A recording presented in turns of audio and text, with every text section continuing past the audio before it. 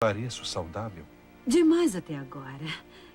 Quer tirar o roupão, por favor? Que bom que eu matei. Quem é ele? Eu não sei, mas me ajudou. Existe um número que vai ficar na sua cabeça depois desse vídeo: 900 mil libras esterlinas.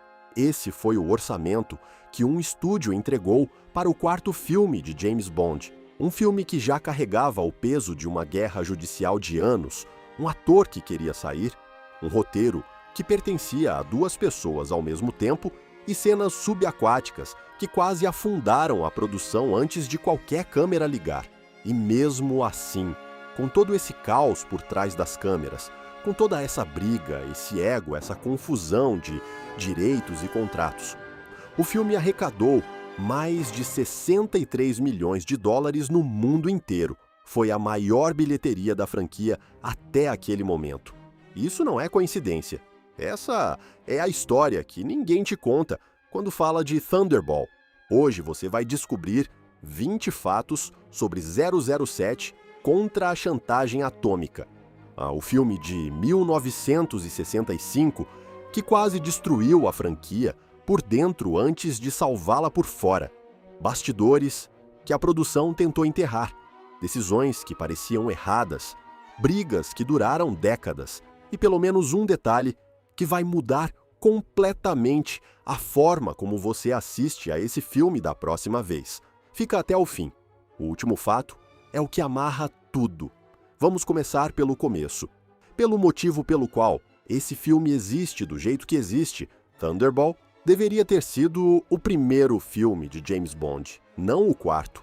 Isso é um fato conhecido entre os fãs mais dedicados, mas o que a maioria das pessoas não entende completamente é o tamanho da confusão que esse detalhe causou.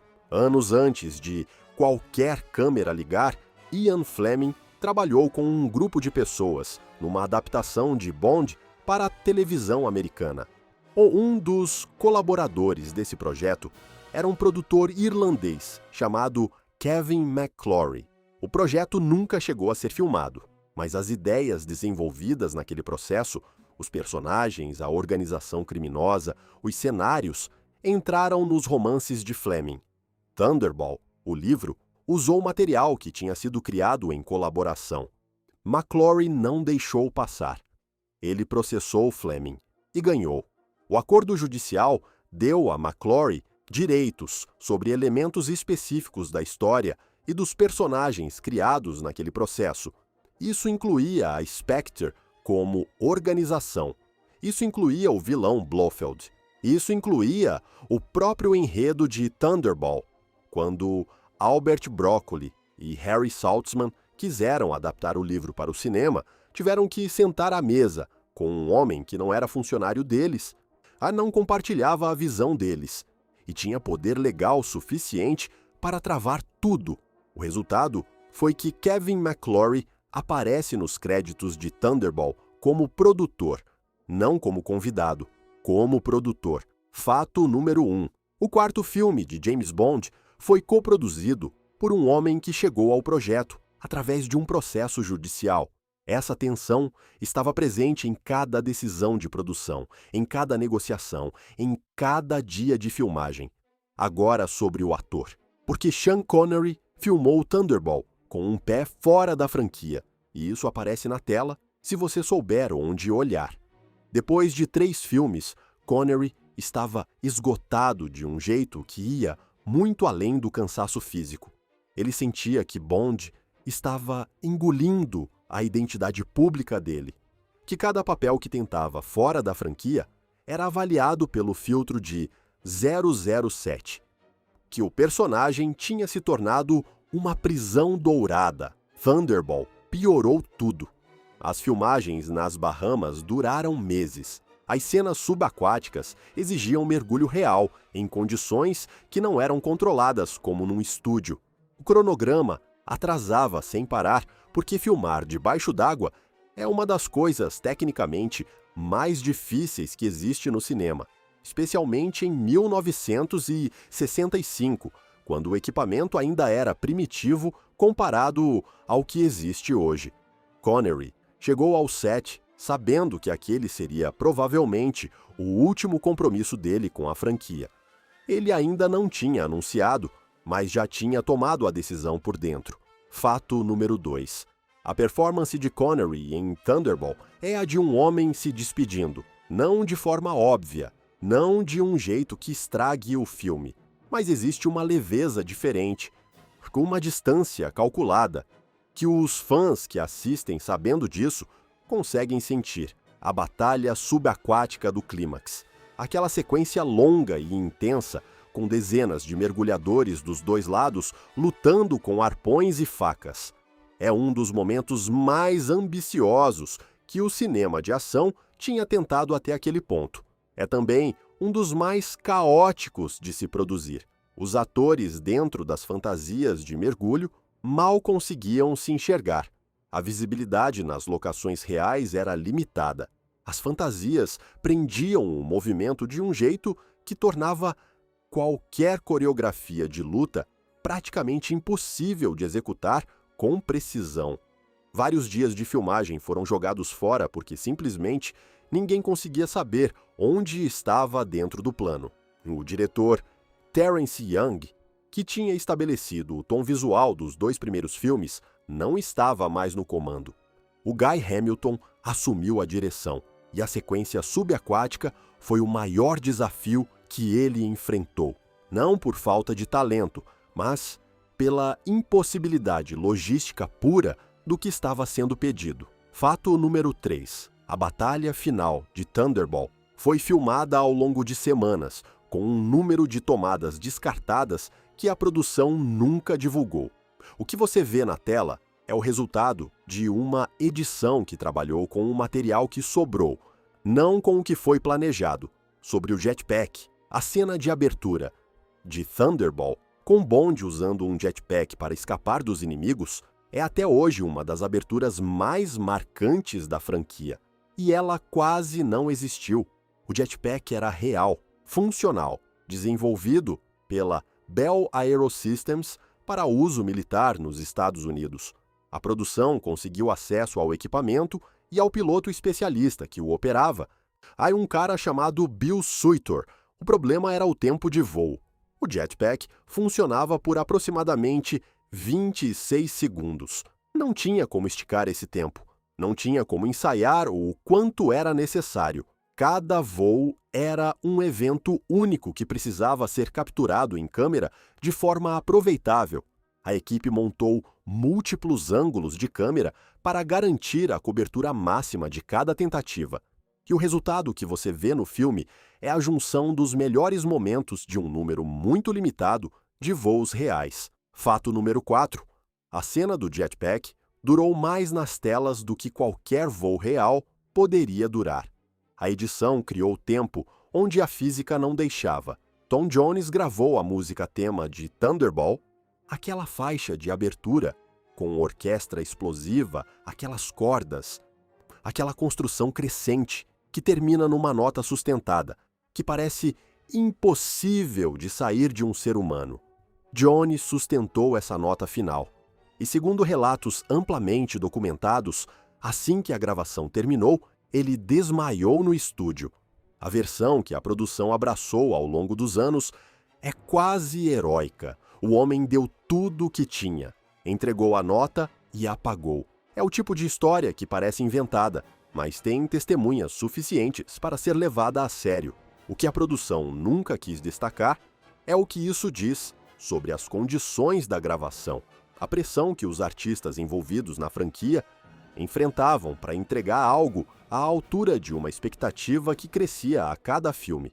Fato número 5. A nota final de Thunderball tem um custo humano que a maioria das pessoas que cantarola a música nunca vai saber. Agora, sobre as Bahamas. Porque a escolha dessa locação parece óbvia quando você assiste ao filme. O oceano tem aquela cor impossível, a luz é outra. O ambiente inteiro comunica exatamente o que um filme de espionagem internacional precisa comunicar, mas a escolha não foi estética, foi logística. A produção precisava de água transparente o suficiente para as câmeras subaquáticas funcionarem.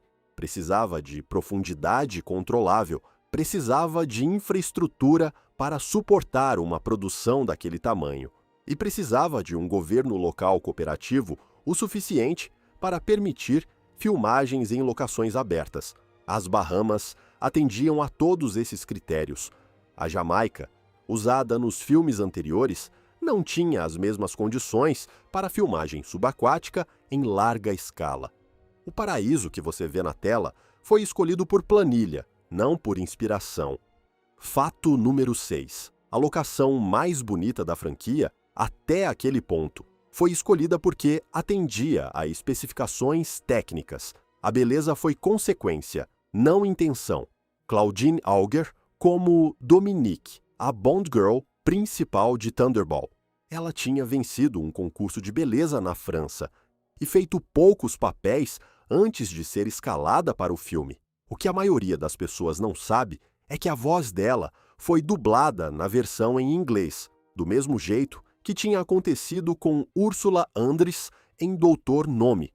O sotaque francês foi considerado difícil demais para o público anglófono. A decisão foi tomada em pós-produção, com aquela mesma silêncio e firmeza que tinha virado uma espécie de prática da franquia. Mas tem um detalhe a mais no caso de Claudine Auger que vai além da dublagem. Ela descobriu mudanças significativas no roteiro do personagem dela durante as próprias filmagens. Cenas que tinham sido prometidas foram cortadas, o arco do personagem foi reduzido e ela precisou digerir tudo isso enquanto ainda estava no meio da produção. Fato número 7. A Bond Girl mais impactante visualmente de Thunderball teve menos controle sobre o próprio personagem do que qualquer figurante sabia. O tanque de tubarões, Emílio Largo, o vilão principal de Thunderball, tem um tanque de tubarões no iate dele. É um elemento de cenário que o filme usa de forma deliberada, como símbolo de poder, como ferramenta de intimidação, como detalhe que comunica imediatamente o tipo de homem que Largo é. Os tubarões eram reais. A produção trabalhou com especialistas em animais marinhos para garantir que as cenas fossem filmadas com segurança. Mas filmar com tubarões reais num espaço confinado, com atores dentro da água, é uma equação de risco que não tem solução completamente satisfatória. Connery fez algumas dessas cenas com proteção mínima. A tensão que você sente naqueles planos tem uma base física real. Fato número 8. O homem mais famoso do mundo filmou cenas com tubarões reais, usando uma proteção que os padrões modernos de produção nunca aprovariam, mas isso ainda não é a parte mais pesada dessa história. Tem um fato sobre Thunderball que a produção tentou minimizar por décadas, que afetou a franquia de formas que ainda são sentidas hoje, e que começa não em 1965, mas 18 anos depois. Isso vem na próxima parte. 18 anos depois de Thunderball chegar aos cinemas, aconteceu uma coisa que nenhum estúdio conseguiria roteirizar sem ser acusado de exagero. A Kevin McClory, o produtor que tinha chegado à franquia através de um processo judicial, usou os direitos que havia conquistado para produzir um novo filme de James Bond, independente da Eon Productions, independente de Broccoli, com outro título, outra produtora e outro orçamento. O filme se chamava Never Say Never Again e o ator era Sean Connery. Em 1983, 2 filmes de James Bond chegaram aos cinemas no mesmo ano: Octopussy, da Eon, com Roger Moore, e Never Say Never Again, de McClory, com Connery voltando ao papel que tinha abandonado mais de uma década antes. 2 Bonds, 2 estúdios, 2 filmes ao mesmo tempo. Tudo por causa de uma briga judicial que tinha começado antes de Thunderball ser filmado. Fato número 9. A guerra jurídica de Thunderball colocou 2 James Bond concorrentes nas telas no mesmo ano. Isso nunca tinha acontecido antes, nunca voltou a acontecer. E o caos que isso gerou para a franquia durou juridicamente até os anos 2000, quando os direitos da Spectre e do Blofeld finalmente voltaram completamente para a Eon. Agora sobre o título. Porque 007, Contra a Chantagem Atômica, é a tradução brasileira de Thunderball, mas o título original em inglês não significa literalmente o que a tradução sugere. Thunderball era o nome de uma operação fictícia dentro do enredo, mas nos bastidores o título carregava outra camada. Era o nome que McClory e Fleming tinham usado no roteiro original, desenvolvido para a televisão americana, anos antes do livro existir. O título do filme era, em si, uma prova da disputa, um lembrete permanente de onde aquele projeto tinha começado e de quem reivindicava a autoria sobre ele. E fato número 10. Cada vez que alguém pronuncia o título desse filme, está pronunciando o nome de uma briga judicial que durou décadas. A sequência de abertura de Thunderball usa o formato de prólogo de ação que tinha sido estabelecido nos filmes anteriores. Bond em campo, uma missão paralela, uma fuga espetacular, e então os créditos. Mas o prólogo de Thunderball tem um elemento que os outros não tinham até aquele ponto. Bond mata um homem que estava se passando por mulher durante o velório da própria morte fictícia. É uma cena com uma camada de absurdo que o filme não para explicar. A produção confiava que o ritmo e a execução levariam o espectador sem que a lógica fosse questionada. E funcionou, mas a cena quase foi cortada. Parte da equipe criativa achava que começar com aquele elemento, a mesmo tratado de forma completamente séria e sem nenhuma conotação cômica, poderia gerar reação negativa em mercados conservadores da época. A discussão foi real. A pressão para cortar existiu. A cena ficou. E o jetpack, que vem logo depois, garantiu que qualquer desconforto fosse substituído por adrenalina antes dos créditos aparecerem. Fato número 11. A abertura mais ambiciosa que a franquia tinha tentado, até então quase, foi cortada por medo de reação de mercado. Adolfo Celi como Emílio Largo. O vilão de Thunderball tem uma das presenças físicas mais intimidadoras de toda a franquia. Grande, calmo, com uma tapa-olho que virou um dos visuais mais reconhecíveis da série. Celi era italiano e a voz dele foi dublada na versão em inglês. Mas tem algo mais importante sobre o personagem que vai muito além da dublagem. Largo é o número 2 da Spectre, não o líder, o chefe de operações. E essa escolha narrativa diz algo sobre como a produção pensava o universo de Bond naquele momento. Blofeld continuava nas sombras, mencionado, referenciado, mas nunca completamente revelado. A ideia era adiar a entrega total do grande vilão para manter a tensão viva entre os filmes, mas tinha outro motivo, bem menos artístico, por trás dessa escolha. Os direitos sobre o Blofeld eram complicados. McClory tinha reivindicações sobre o personagem. Mostrar demais do Blofeld em Thunderball criaria complicações adicionais numa produção que já estava cheia delas. Fato número 12. O vilão que você não vê completamente em Thunderball estava parcialmente escondido por razões jurídicas, não narrativas. A Spectre como organização. Ela aparece pela primeira vez no cinema em Doutor. Não, mas é em Thunderball que ela atinge a forma mais elaborada. Uma hierarquia clara, números em vez de nomes, uma mesa de reunião onde membros se são eliminados ao vivo como exemplo para os outros. A cena da reunião da Spectre, no início de Thunderball, é até hoje considerada um dos momentos mais eficazes de construção de vilania que o cinema de espionagem já produziu, sem música dramática em excesso, com uma frieza que comunica tudo sobre a organização antes de qualquer explicação ser dada. O que a produção não divulgou abertamente é que essa cena foi significativamente reescrita durante a produção por causa das reivindicações de McClory sobre os personagens. Elementos específicos foram alterados, nomes foram modificados, detalhes foram ajustados para navegar pelo campo minado dos direitos. O que chegou às telas era uma versão da cena que tinha passado por filtros jurídicos que os espectadores nunca souberam que existiam. Fato número 13. A cena mais fria e calculada de Thunderball foi ela mesma produzida dentro de um processo frio e calculado de negociação jurídica. O traje de mergulho de Bond, aquela roupa que aparece nas cenas subaquáticas, o que a maioria das pessoas nunca nota é que em determinados planos, Connery claramente não está usando do traje. Um dublê assumiu as cenas mais exigentes, tecnicamente, debaixo d'água. Isso não é incomum.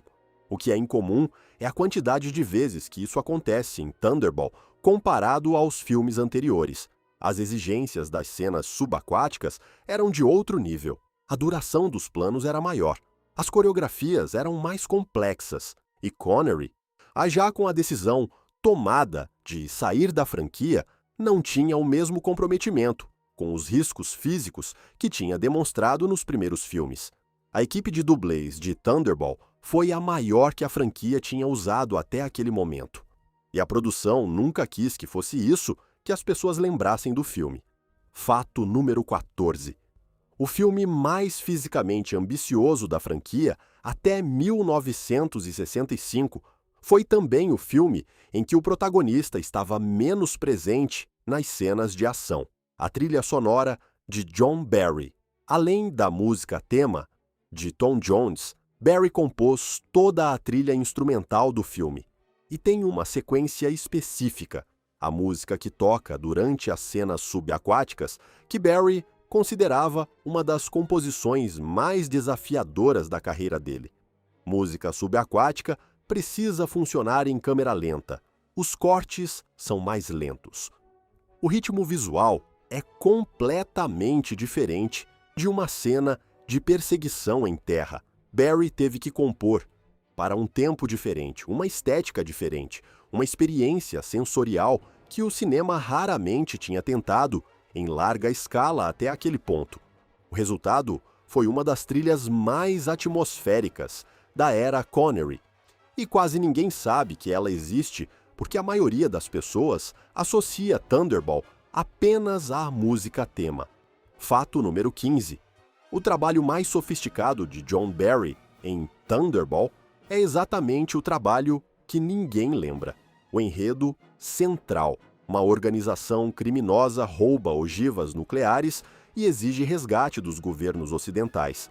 Em 1965, isso era ficção científica de alto impacto. O medo nuclear era real, palpável, fazia parte do cotidiano psicológico de qualquer pessoa que vivesse naquela época. A produção sabia exatamente o que estava fazendo ao escolher esse enredo. Mas tem um detalhe sobre o valor do resgate pedido pela Spectre, que a maioria das pessoas esquece: 100 milhões de libras esterlinas. Em 1965, era um número escolhido para ser literalmente impensável, para comunicar ao espectador que os vilões operavam numa escala além de qualquer compreensão normal. Hoje esse número parece modesto comparado a qualquer blockbuster contemporâneo. Mas em 1965, no contexto psicológico de uma plateia que ainda processava a possibilidade real de destruição nuclear, aquele valor era perturbador, de um jeito que o cinema raramente consegue reproduzir hoje. Fato número 16.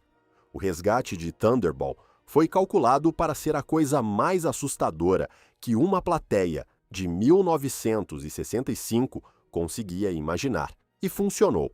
A Fleming não estava presente nas filmagens de Thunderball do mesmo jeito que tinha estado em Dr. No. E tem um motivo simples para isso. Ian Fleming morreu em agosto de 1964. Thunderball foi lançado em dezembro de 1965.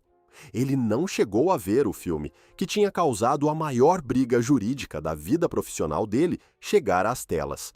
Nos últimos anos de vida, Fleming acompanhou o crescimento da franquia cinematográfica com uma mistura de orgulho e desconforto. Orgulho porque Bond tinha se tornado exatamente o fenômeno cultural que ele havia imaginado. Desconforto porque a versão nas telas era diferente do espião que tinha criado nos livros, mais físico, mais popular, mais acessível e, ao mesmo tempo, menos literário. A ironia é que Thunderball, o projeto que gerou a briga mais suja da vida dele, e se tornou póstumamente o maior sucesso comercial que a franquia tinha produzido até aquele ponto. Fato número 17. O criador de James Bond morreu sem saber que o filme mais problemático da vida dele seria também o mais lucrativo. A recepção crítica de Thunderball no lançamento foi morna em partes específicas da imprensa especializada. A crítica mais frequente era sobre o ritmo. O filme é longo. As cenas subaquáticas, por mais ambiciosas que sejam, desaceleram o filme de um jeito que alguns críticos achavam excessivo. A produção respondeu a essas críticas da forma mais eficaz possível, ignorando e deixando a bilheteria falar. 63 milhões de dólares, a maior bilheteria da franquia até aquele momento. Thunderball provou que o público não precisava de aprovação da crítica para lotar as salas de cinema. Mas tem algo mais inteligente acontecendo nessa recepção dividida. Os mesmos elementos que os críticos atacavam, o ritmo mais lento das sequências subaquáticas, a duração do filme, eram exatamente o que diferenciava Thunderball de qualquer coisa que tinha sido feita antes no cinema de ação. Ninguém tinha tentado aquela escala, ninguém tinha filmado ação subaquática naquele nível. O preço de tentar algo sem precedente é que os parâmetros para avaliar ainda não existem. Fato número 18. Thunderball foi criticado exatamente pelas partes que o tornavam único. Connery pediu para sair depois de Thunderball, oficialmente, publicamente. E a Eon ficou com um problema que parecia impossível de resolver. Como você substitui o homem que tinha se tornado sinônimo de um personagem em escala global? A resposta foi George Lazenby, e um modelo australiano sem experiência de ator significativa, escolhido num processo seletivo que testou centenas de candidatos. Lazenby fez um filme, On Her Majesty's Secret Service, em 1969, que hoje é considerado por muitos fãs como um dos melhores da franquia. E então ele também saiu, influenciado por um agente que lhe disse que o espião estava fora de moda e que Bond não sobreviveria aos anos 70. O agente estava completamente errado. Mas o ponto é que toda essa sequência, a saída de Connery, a escolha de Lazenby, a saída de Lazenby, o retorno temporário de Connery, começa em Thunderball. É ali que a primeira fratura acontece. Fato número 19. A instabilidade de casting que a franquia enfrentou por quase uma década começa no set de Thunderball, no momento em que Connery decidiu por dentro que tinha terminado.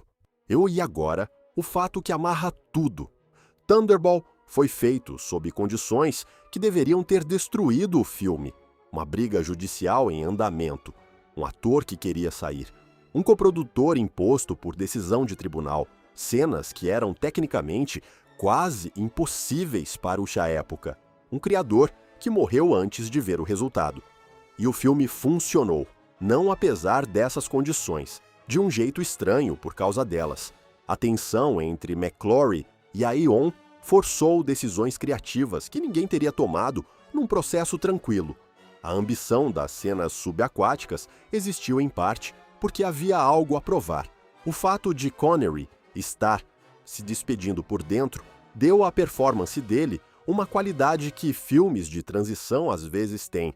A presença de alguém que sabe que aquele momento é finito e vai aproveitar de qualquer jeito. Thunderball é a prova de que o caos criativo não destrói necessariamente o resultado. Às vezes, o caos é exatamente o ingrediente que faltava. As maiores apostas, raramente, são feitas por pessoas que têm tudo sob controle. São feitas por pessoas navegando contradições, resolvendo crises, tomando decisões sob pressão que nenhum planejamento tinha previsto. Fato número 20. 007. Contra a Chantagem Atômica é o filme mais bagunçado da era Connery. E é exatamente por isso que ele diz mais sobre como franquias sobrevivem do que qualquer outro. Se esse vídeo te deu uma perspectiva diferente sobre esse filme, ou sobre o que acontece quando grandes projetos são construídos no meio do caos, deixa nos comentários qual dos 20 fatos mais te surpreendeu. E conta pra gente qual filme de Bond você quer que a gente explore a seguir. Tem muita história guardada nessa franquia, e a gente está longe de terminar.